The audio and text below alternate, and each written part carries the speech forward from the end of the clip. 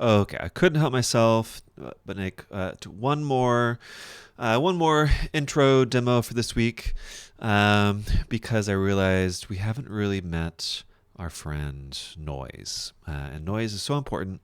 I mentioned with the VCO, we've got sine, triangle, sawtooth, square waves. So those four types of waves, in addition to noise, you can really consider the genetic building blocks of all electronic sound. So let's listen to some noise. So I hooked up this little system here. Um, so we've got different types of noise. So white, pink, red, violet, blue, gray, black noise.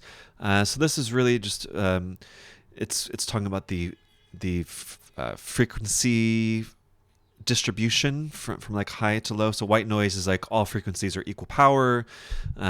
Pink noise would be more considering our psychological inputs.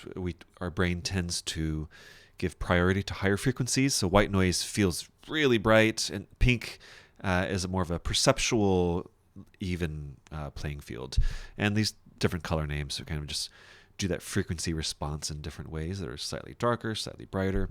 But if we get a little sneak peek here without any of these envelopes, you notice I turned my level all the way down because this is going to be ear splitting if it's up. So we do a little bit.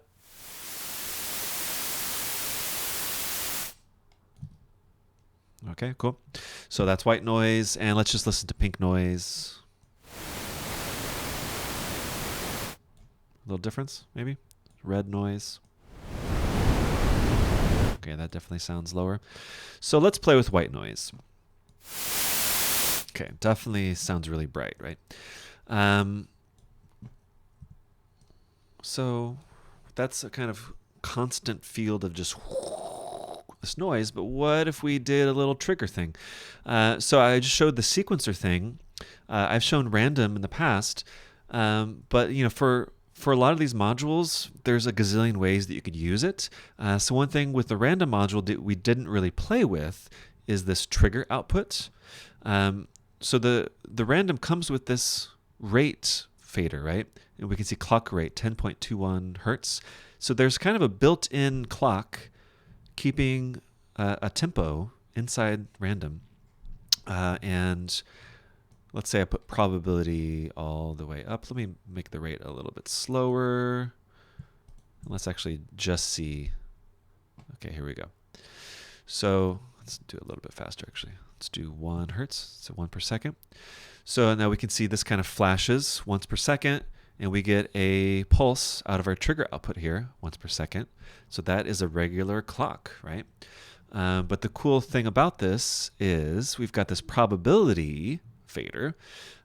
So we can say, you know what, maybe every time the main clock hits, I want like a 50% chance that there will be a trigger output. And we see sometimes there is, sometimes there isn't. So every time that hits, either does or does not output a trigger. So that adds a little element of randomness. It's a random module. It's not a pure metronome. It's got a kind of more natural thing happening. So if the rate was much higher, we can just see at a glance here, it hits sometimes it doesn't. It creates a kind of interesting different field of a rhythmic field. So I hook this trigger up to our ADSR, and really I put attack and release all the way down with a little bit of sustain. And when we do that, white noise coming into the VCA and a filter with a high pass. So high pass, anything above, let's say like 500 is going to go up, and let's hear this. It's a really nice sort of glitchy sound.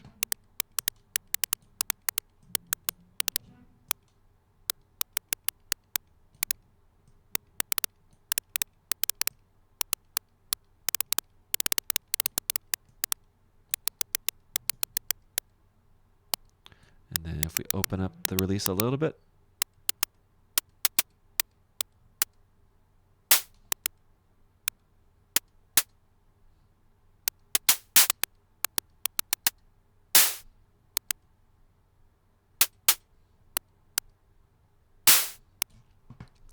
If we did a low pass, we would get more of the lower end of all the noise here. Right, so in this case, we're cutting off everything above 400 some hertz. So all that's left is a really kind of dark sound.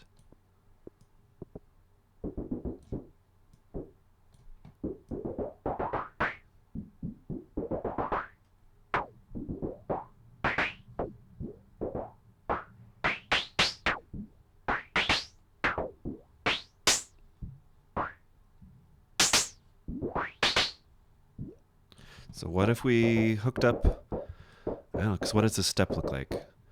We can see how this little step value is changing every time our trigger hits.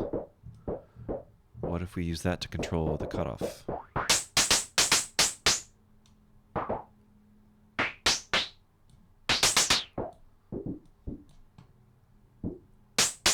This is going from 0 to 10 roughly, so if I start kind of low and open this all the way, so really this is controlling completely the cutoff. That's pretty cool.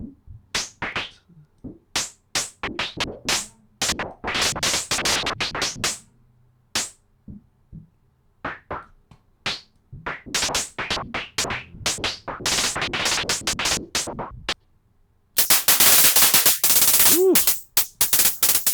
Ouch. Okay, that's some that's some jungle music right there. Okay, so noise is your friend, so use that also.